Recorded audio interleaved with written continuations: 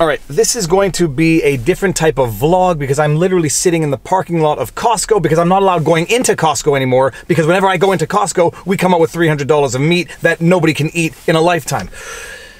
Okay, so I'm in the car, I'm going to do a vlog, and it's going to be a recap of a few of the videos I did over the last week, which generated some interesting discussion. The first video was dealing with the Leaders Debates Commission injunction that was obtained against them by Rebel Media and True North.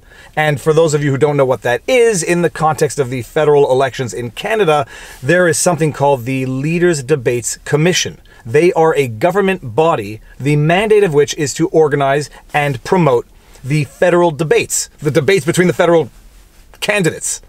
And in the context of putting on those debates, they decide who gets media accreditation and who doesn't. And Rebel Media and True North applied for media accreditation, and the day before the debates were to take place, they were refused media accreditation. They were refused on the Friday, the debates were on the Monday. Now, Rebel Media and True North are described as far-right or right-wing media. They go to federal court on the Monday before the debate is to occur the Monday evening, and they get an injunction enjoining the Leaders Debates Commission to give media accreditation to Rebel Media and True North. Now, from what I understand, even though they were given media accreditation, apparently they were either not allowed to ask questions or their questions were not answered, but at the very least, they were authorized media accreditation to cover the event. The second video, which generated a lot of discussion, was the video of the CBC suing the Conservative Party of Canada for copyright infringement because apparently the Conservative Party of Canada and one of their websites, which is a website designed to promote their political campaign messages, had made a 1 minute and 47-second video that used clips and excerpts of stuff that ran on the CBC or CBC programming. And the CBC sued for copyright infringement because the Conservative Party of Canada apparently used their copyrighted material for partisan purposes. The third video was one which I thought was relatively innocuous, but found the comments very interesting, which was get out there and go vote, because if you don't vote, you don't have the right to complain about the outcome of elections. The first two, in fact, they all three sort of get into the same question as to the appearance, if not the outright existence, of corruption. The Leaders Debates Commission is a government body. It is created in virtue of the law. It's a government body. It uses the official government symbols in its website, and it has a mandate from the government, which is to put on, promote, and facilitate the debates for the elections. In fact, one of their specific objectives is to make the debates more publicized and more accessible to the handicapped, to remote areas, to people who have linguistic barriers. Their specific mandate is to make the debates more accessible to the general population so that one could, in theory, have a more educated population going into the debates, going into the election, sorry. They refused media accreditation to Rebel Media and True North the day before the event on the basis that these two organizations were not media organizations, but advocacy organizations. Advocacy organizations which they qualified as right-wing or far-right. And this is the problem that one can very quickly see, is that you have a government body making administrative and discretionary decisions that seem to be politically motivated, especially since the Leaders Debates Commission was created in 2018 under the current government, and one could reasonably suspect that they might have a conflict of interest, or at least an agenda that allows them to favor the current government, because their very existence, in theory, depends on it or exists in virtue of the current government party. And the same thing holds true for the CBC lawsuit against the Conservative Party of Canada. Now, the CBC is even more interesting because it is a crown corporation, but it is nonetheless an extension of the government. It exists and is owned by the government. And it's funded by the federal government, and as of recently, it's funded to the tune of $150 million a year through federal funding, which is taxpayer funding. The particular government party that agreed to enact this funding happens to be the Liberal Party, but it happens to be the party that is currently in power. And so you have the CBC taking a copyright lawsuit against what is ostensibly and actually a competitor or adversary of the current party that is in power. And you have the CBC, incidentally, but this is where it gets really irritating and possibly disgusting to the general population. You have the CBC, which is being propped up with federal funding because it's a flailing organization, media is dying, they can't make ends meet, and so they need taxpayer dollars in order to make ends meet.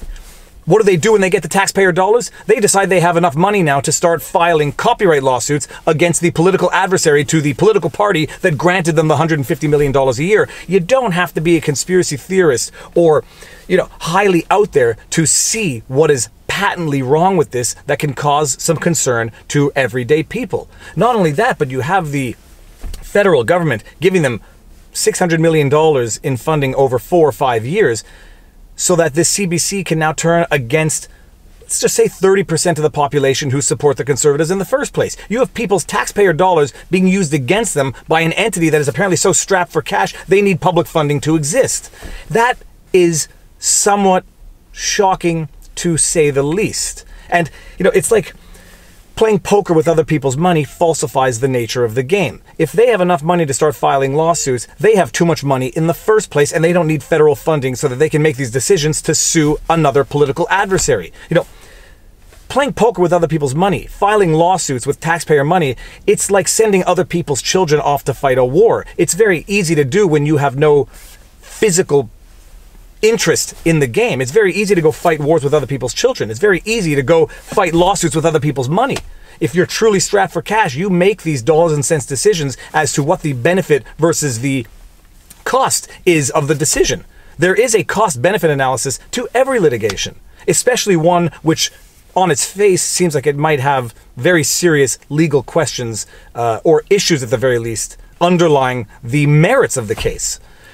But that's what's going on, is that you have the CBC, funded to the tune of $600 million over 4 to 5 years, now apparently has so much money that they can take lawsuits, injunctive lawsuits, the week before the federal elections against the political rival of the current power government that has given them the money in the first place. The Leaders Debates Commission is also problematic because I appreciate that people can look at Rebel Media and True North and say that they are right-wing or far-right. I can even appreciate that some people consider them propaganda. But to say that other mainstream media outlets don't have an agenda, don't have a narrative, that is, I would say, naive, not to be disrespectful to anybody who believes that, but it would be sufficiently naive. Every media organization has an agenda, call it a political bias to some extent. They have an ideology that underlies the media that underlies the message that they put out there. And to pretend that it's okay to deprive certain media outlets of media accreditation because one doesn't agree with their particular underlying bias, motivation, or agenda, whereas others get accreditation because we happen to agree with their political ideologies, narrative, agenda. That is only so good until it comes to the point where you are the one who is now being deprived media accreditation because the current power doesn't like your ideology or underlying bias or perception of bias. But the fundamental issue is that you have government-funded organizations which are taking interests and positions that are adverse to substantial portions of the population who fund these very institutions. The Leaders Debates Commission, for anyone who doesn't know, was created in 2018 under the current government. And, they're called an independent government body, but calling something independent doesn't make it independent. Its existence depends on the government, and it was created by the government. So to say that there is not going to be some sort of underlying implicit obligation or duty or what we would call like support to the creators is an oversimplified way of looking at the reality of politics. To look at the CBC and say that they don't have any vested interest in protecting the very hand that feeds them is an overly simplified way of looking at the political world. It's actually an unrealistic way of looking at the political world because right now they are facing, the CBC, potentially the election of political parties whose objective it is to defund the CBC. And so what does one think that the CBC is going to do in terms of taking a position on these issues, or if not taking a position, acting in such a way that conveys an underlying position? The third video, which was interesting, was the get out and vote. And people in the comment section were saying, by getting out and voting, sure, it's a nice message and it's a feel-good bumper sticker, but the reality is by getting out and voting, all you're doing is legitimizing the process. And it's an interesting position. I do understand it because, I'm in a district where the votes are going to be so heavily in favor of one party that everyone who wants to vote another way is going to say, well, my vote's really not going to make any difference, so why get out and do it? All I do is legitimize the election of the person who I don't want to get elected. But that is, I'd say, not the right way to look at it, because by not voting, you too are also validating the process. And not only are you validating the process, you are validating the other positions that by not having voted, your opinion no longer counts. And when I said get out there and vote, it wasn't get out there and vote for a party, any party. It was, even if you don't want to have your vote count, even if you want to nullify your ballot, or even if you don't want to vote, get out there and nullify your ballot. Let people know that you are protesting the candidates because you don't think there's anyone that's good enough to vote for. But not getting out there and voting and saying, I'm not going to validate the system, that is as much a validation as the system as getting out there and voting in the first place. And, you know, it's the reality of the situation is, like the quote from Winston Churchill, democracy is the worst form of government except for all the others.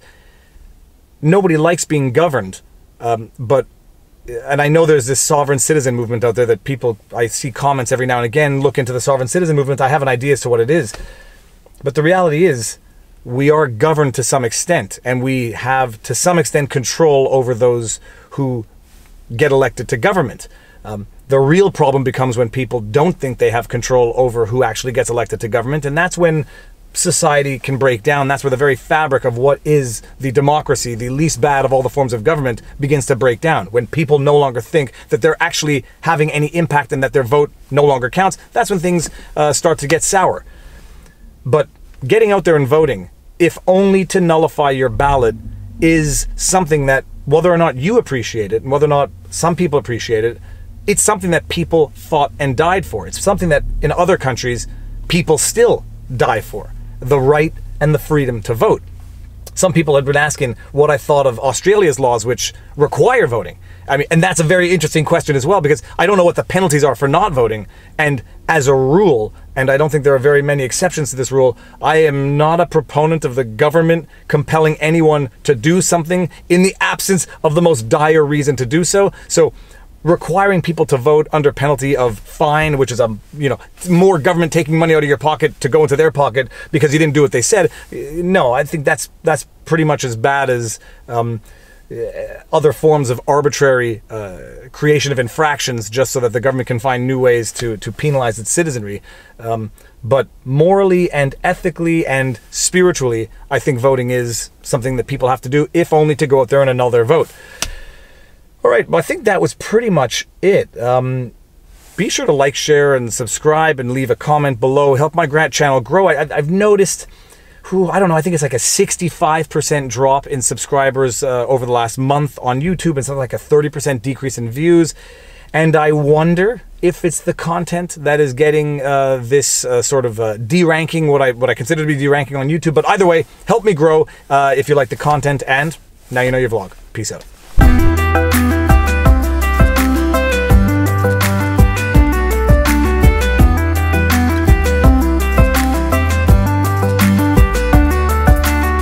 And my wife is back. Start the car. I may have You got a plant. I bought too much. You should let me go in alone.